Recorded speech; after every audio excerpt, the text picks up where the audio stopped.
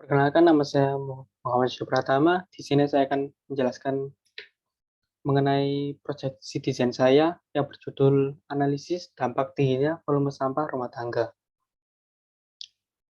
Sampah. Kehadiran sampah merupakan salah satu persoalan yang dihadapi oleh masyarakat. Keberadaan sampah tidak diinginkan bila dihubungkan dengan faktor kebersihan, kesehatan, kenyamanan, dan keindahan. Tumpukan onggokan sampah yang mengganggu kesehatan dan keindahan lingkungan merupakan jenis pencemaran yang dapat digolongkan dalam degradasi lingkungan yang bersifat sosial. Apa itu sampah rumah tangga? Berdasarkan Peraturan Pemerintah Nomor 81 Tahun 2012 bahwa sampah rumah tangga adalah sampah yang berasal dari kegiatan sehari-hari dan dalam rumah tangga yang tidak termasuk tinja dan sampah spesifik. Lalu sampah rumah tangga sendiri dibagi menjadi dua, yaitu organik dan anorganik. Apa itu sampah organik? Berdasarkan pengertian secara kimiawi, sampah organik merupakan segala limbah yang mengandung unsur karbon atau sampah yang dapat diuraikan oleh mikroorganisme sehingga meliputi kotoran hewan atau manusia, sisa-sisa makanan, air cucian, minyak goreng bekas, dan lain-lain. Sedangkan apa itu sampah anorganik? Berdasarkan pengertian secara kimiawi, sampah anorganik merupakan sampah yang tidak mengandung unsur karbon atau sampah yang tidak dapat diuraikan oleh mikroorganisme seperti logam, kaca, pupuk anorganik, dan sebagainya.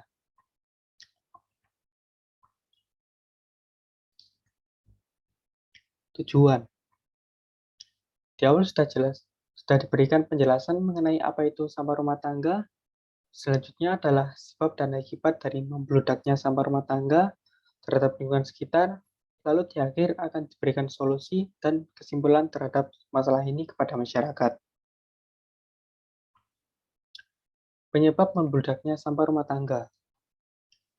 Membludaknya sampah rumah tangga pastinya disebabkan oleh hambatan-hambatan yang mungkin cukup banyak dijumpai di lingkungan sekitar, seperti adanya ketidakpedulian dari orang-orang di dalam rumah tangga itu sendiri. Kurangnya kepedulian masyarakat terhadap kelestarian lingkungan hidup seperti membuang sampah rumah tangga ke sungai atau ke tempat-tempat yang tidak semestinya. Ketiga, kurangnya tempat-tempat sampah yang disediakan oleh pemerintah.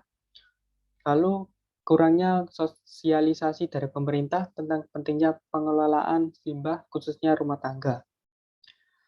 Lalu, tidak adanya perancangan dari perusahaan tentang kemasan yang dapat didaur ulang. Terakhir, kurangnya penegakan terhadap aturan tentang lingkungan hidup.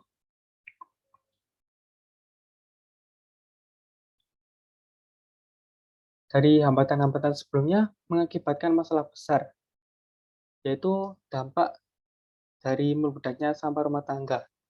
Yang pertama yaitu pencemaran tanah, yang juga berdampak ke selokan sehingga mengakibatkan tersumbatnya selokan dan banjir.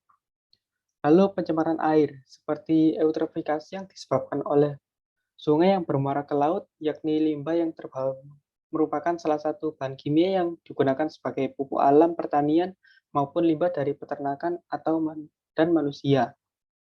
Namun yang sering ditemukan adalah deterjen. Lalu eutrofikasi sendiri adalah perairan yang menjadi terlalu subur sehingga terjadi letakan jumlah alga dan fitoplankton yang saling berebut cahaya untuk fotosintesis. Yang mana hal ini akan mengakibatkan kematian massal pada hewan-hewan di perairan tersebut. Lalu yang kedua adalah limbah plastik yang mencemari lautan.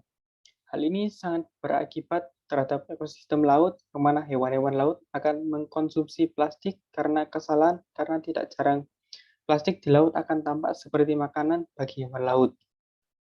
Plastik tidak dapat dicerna dan akan terus berada pada organ pencernaan hewan ini sehingga menyumbat saluran pencernaan dan menyebabkan kematian melalui kelaparan dan atau infeksi.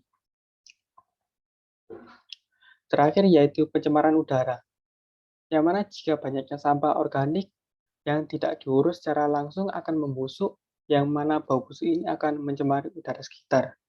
Dan juga sampah anorganik ini sering diabaikan oleh orang-orang sehingga lama-kelamaan akan menimbun, lalu terkadang diatasi dengan cara pembakaran terhadap sampah tersebut.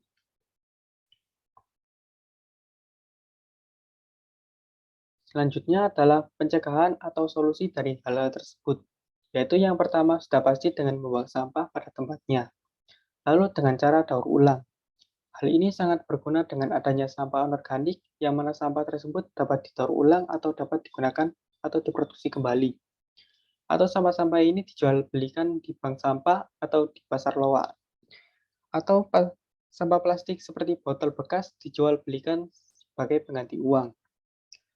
Lalu dengan cara pengemposan yang merupakan proses biokimia yang mana zat organik dalam limbah dipecah menghasilkan humus yang bermanfaat untuk memperbaiki struktur tanah.